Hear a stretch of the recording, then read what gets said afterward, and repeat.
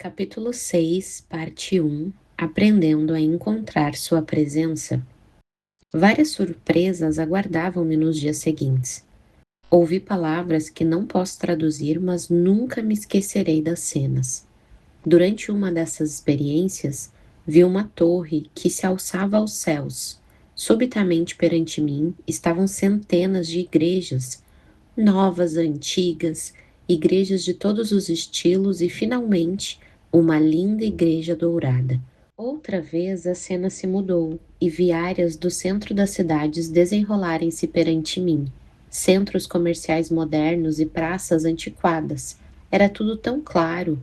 Podia divisar os arranha-céus, as torres com relógios e edifícios lindamente ornamentados. Não podia deixar de pensar que isso me havia sido dado por um motivo especial, ainda que desconhecido. Descobri também, ao ler as Escrituras, que era uma experiência completamente diferente das que já tivera em leituras anteriores. Alguma coisa acontecia comigo à medida que lia. Em vez de ler a Bíblia, encontrei-me vivendo-a. Era como se passasse através de suas páginas para o mundo antigo da Palestina, onde Jesus Cristo andou pelas estradas pedregosas da Galileia. Vi-o pregando, ensinando, vivendo sua mensagem nas situações do dia a dia, demonstrando o poder do Espírito e finalmente indo à cruz, passando vitoriosamente pela experiência da morte. Para minha surpresa, também descobri que o efeito da leitura bíblica estava começando a ser sentido pelos outros.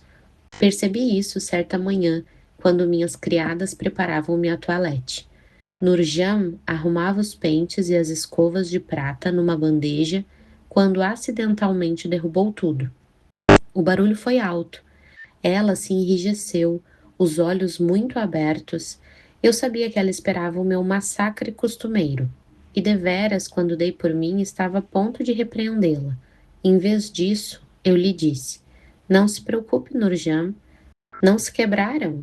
Então, numa ousadia peculiar, começou a tomar conta de mim. Até então, eu tinha medo de dizer a qualquer pessoa do meu interesse por Cristo.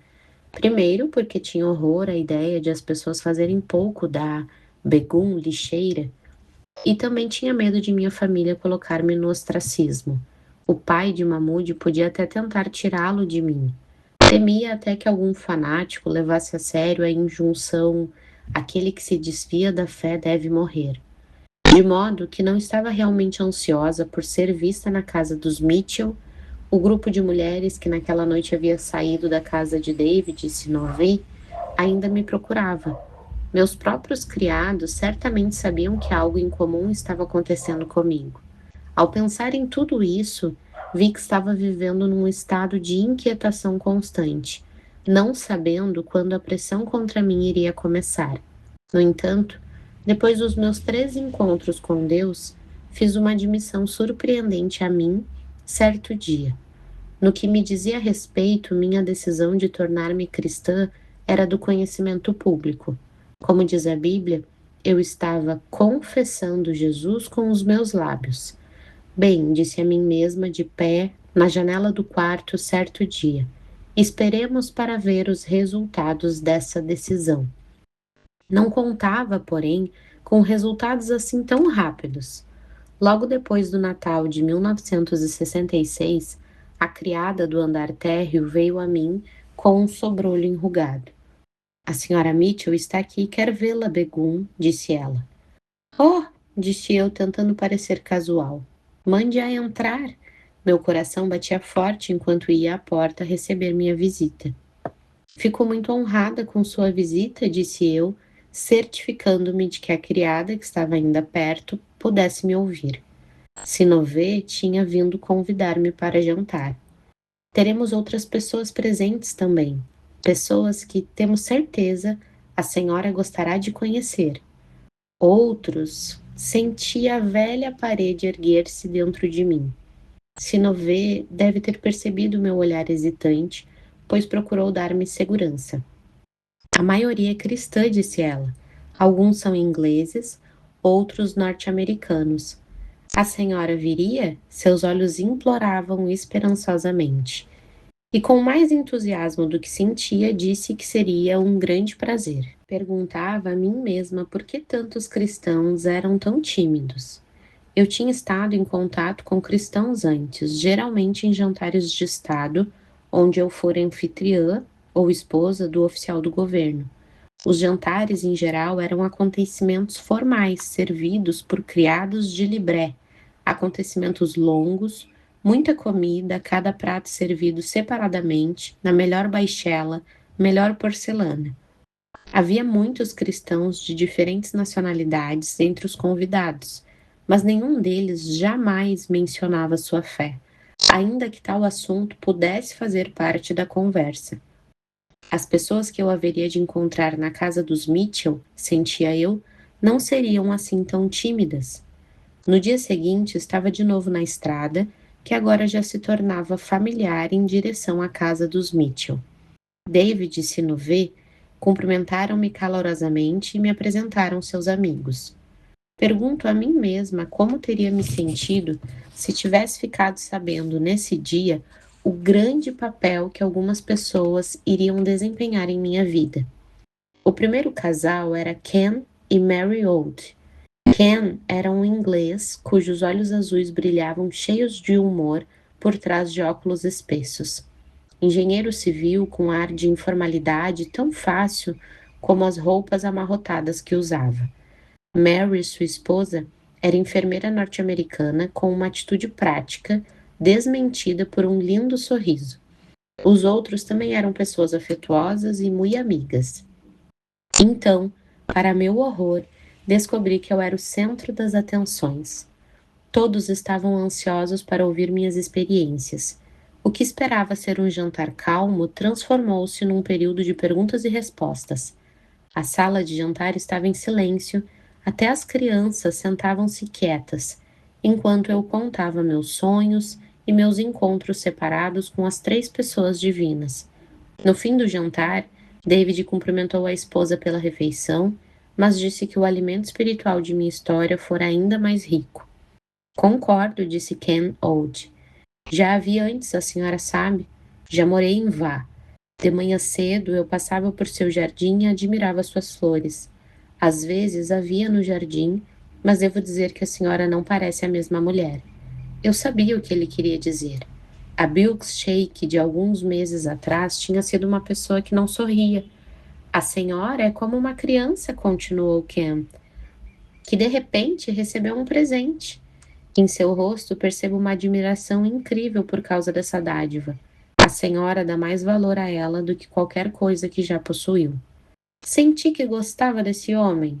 Tive conversas agradáveis com os outros e percebi que estivera certa.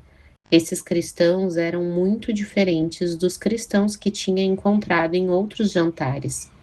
Antes de terminar a noite, cada pessoa havia contado um pouco do que o Senhor estava fazendo em sua vida. David tinha razão. A refeição foi excelente, mas o alimento verdadeiro vinha da presença naquela casa pequena. Nunca tinha visto nada parecido e comecei a desejar que pudesse conseguir esse tipo de alimento regularmente. É por isso que, quando ia retirar-me, o comentário de Ken teve tão grande impacto sobre mim. Ken e Mary vieram a mim, pegaram-me pela mão. Você vai precisar de comunhão cristã regularmente agora, Bilks, disse Ken. Gostaria de vir à nossa casa aos domingos pela noite? Poderia, insistiu Mary com esperança em sua voz. E foi assim que comecei a frequentar regularmente as reuniões com outros cristãos.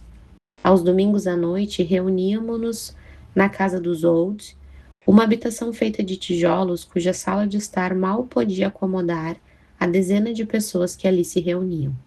Somente 2 destas eram paquistanenses, o restante era norte-americano ou inglês. Conheci pessoas novas também, como o doutor e a senhora Christie, esse médico norte-americano magro e com aparência de grande energia. Era um especialista em olhos e sua esposa enfermeira. Ambos pertenciam ao quadro de empregados do hospital da missão local. Nas reuniões, cantávamos, líamos a Bíblia e orávamos uns pelos outros. Rapidamente essas reuniões tornaram-se o ponto alto de minha semana. Então, certo domingo, não me senti com muita vontade de ir. Telefonei aos Olds e dei algumas desculpas. Parecia uma coisa mínima, mas quase instantaneamente comecei a me sentir mal. O que era aquilo? Andei pela casa inquietamente, verificando o trabalho dos criados. Tudo estava em ordem, entretanto, tudo parecia fora de ordem. Então, fui para o meu quarto e me ajoelhei para orar. Depois de algum tempo, Mahmoud entrou, tão silenciosamente que não percebi sua presença, até sentir sua mãozinha suave na minha. Mamãe, a senhora está bem? Perguntou ele. A senhora está com um rosto tão engraçado. Sorri, assegurando-lhe que sim, eu estava bem. Bem, a senhora fica andando por aí procurando, como se tivesse perdido alguma coisa. Ele se foi, saltitando o corredor abaixo. Então parecia que eu tinha perdido algo. Mahmoud tinha razão. Eu sabia o que havia perdido. Havia perdido o sentimento da glória de Deus. Ela havia desaparecido. Por quê? Será que tinha algo a ver com eu não ter ido à reunião na casa dos Old? Ou não ter comunhão quando precisava dela? Com um sentimento de urgência, telefonei para Ken e disse que estaria lá, afinal de contas. Que diferença! Senti imediatamente, realmente senti, a volta do calor à minha alma. Fui à reunião como prometera. Nada incomum aconteceu. Entretanto, sabia de novo que eu estava andando em sua glória. Ken aparentemente tinha razão. Eu precisava da comunhão.